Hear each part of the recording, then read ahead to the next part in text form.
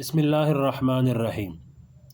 حضور پاک علیہ السلام کی حکم کی تعمیل پورا نہ کرنے کی وجہ فرمایا کہ دوسری بات جو اس حدیث سے معلوم ہوئی وہ یہ ہے کہ حضور اقدس صلی اللہ علیہ وسلم نے حضرت فاروق اعظم رضی اللہ کے واقعہ میں کاغذ منگوایا اور حضرت علی رضی اللہ کے واقعہ میں تال منگوایا، لیکن یہ دونوں حضرات یہ چیزیں نہیں لائے۔ اب بظاہر دیکھنے میں یہ نظر آتا ہے کہ حضور اقدس صلی اللہ علیہ وسلم کے حکم کی تعمیل نہیں ہوئی، لیکن تعمیل نہ ہونے کی وجہ معاذ اللہ یہ نہیں تھی کہ سرکار دو عالم صلی اللہ علیہ وسلم کے حکم کی کوئی اہمیت نہیں سمجھی، بلکہ وجہ یہ تھی کہ یہ حضرات جانتے تھے کہ اگر اس وقت کوئی چیز لکھنے کے لیے لائیں گے اور آپ کچھ لکھوائیں گے تو سرکار دو عالم صلی اللہ علیہ وسلم کی طبیعت پر اور زیادہ بار ہوگا۔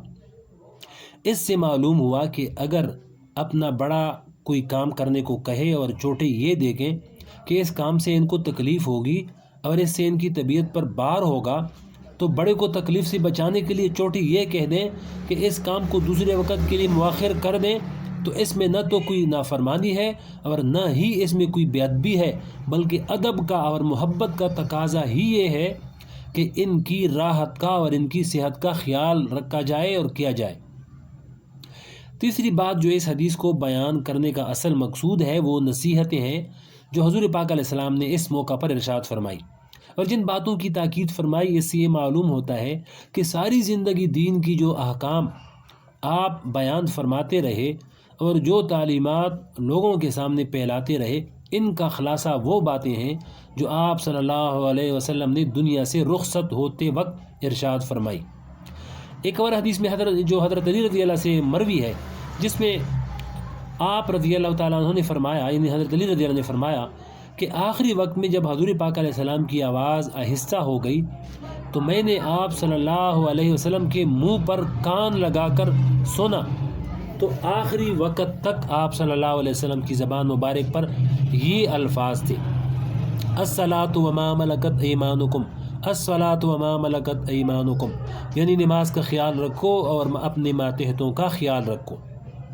اس سے معلوم ہوا کہ سرکار دو عالم صلی اللہ علیہ وسلم کو تمام دین کے احکام اور تعلیمات میں جن چیزوں کا سب سے زیادہ اہتمام تھا وہ حقوق اللہ میں نماز تھی۔ ایک اور روایت میں الصلاۃ والزکاۃ وما ملکت ایمانکم کے الفاظ آئے ہیں، جس سے معلوم ہوا کہ اللہ تعالیٰ کے جن حقوق کا سب سے زیادہ اہتمام تھا وہ دو قسم کے حقوق تھے، ایک جانی اور ایک مالی۔ جانی حقوق میں نماز اور مالی حقوق میں زکوٰۃ، اور حقوق العباد میں غلاموں اور خادموں اور نوکروں ماتحتوں کے حقوق۔ لہذا حضور اقدس صلی اللہ علیہ وسلم کو فکر اور تشویش یہ تھی کہ کہیں میری امت میرے بعد دین کے ان احکام میں کوتاہی نہ کرے، کیونکہ آپ جانتے تھے کہ ان میں کوتاہی کا نتیجہ تباہی ہے، جہنم ہے اور اللہ جل شانہ کا عذاب ہے۔ اس لیے دنیا سے رخصت ہوتے وقت آپ صلی اللہ علیہ وسلم نے ان کی تاکید فرمائی۔ قرآن و حدیث نماز کی تاکید سے بری ہوئی ہیں،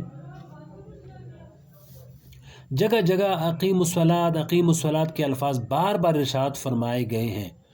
حدیث شریف میں آتا ہے کہ آخرت میں سب سے پہلے نماز کے بارے میں سوال ہوگا، نماز کا حساب ہوگا کہ کتنی نمازیں پڑھیں، کتنی نمازیں چھوڑیں، کتنی نمازیں قضا کر کے پڑھیں۔ آخرت کی تیاری کے لیے سب سے پہلا کام یہ ہے کہ انسان سب سے پہلے اپنی نماز کا محاسبہ کرے کہ میرے ذمہ کوئی نماز باقی ہے یا نہیں۔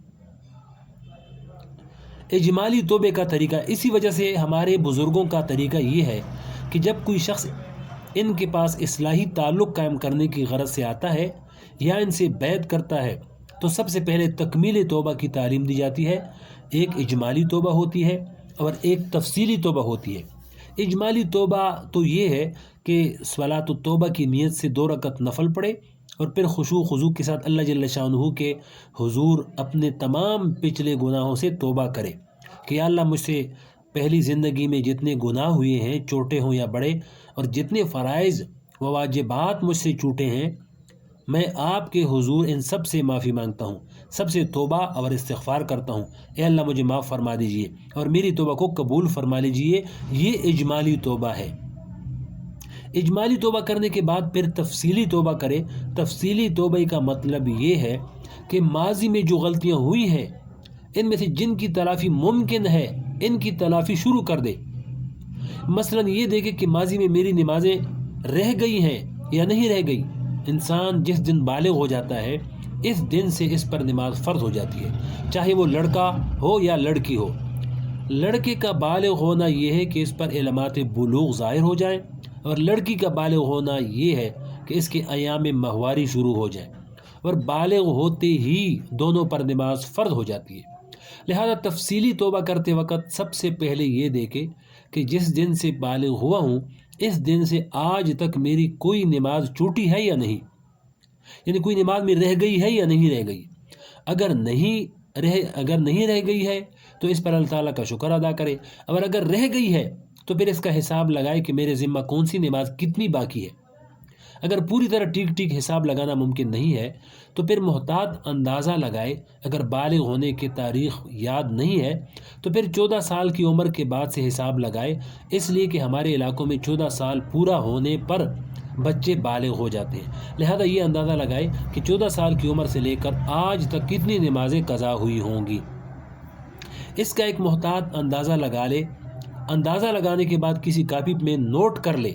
مثلا اندازہ لگانے کے بعد پتہ چلا کہ 3 سال کی نمازیں باقی ہیں۔ اب کاپی کے اندر لکھ لے کہ 3 سال کی نمازیں میرے ذمہ ہیں، اور پھر آج ہی سے ان کو ادا کرنا شروع کر دے۔ یہ قضا عمری کہلاتی ہے۔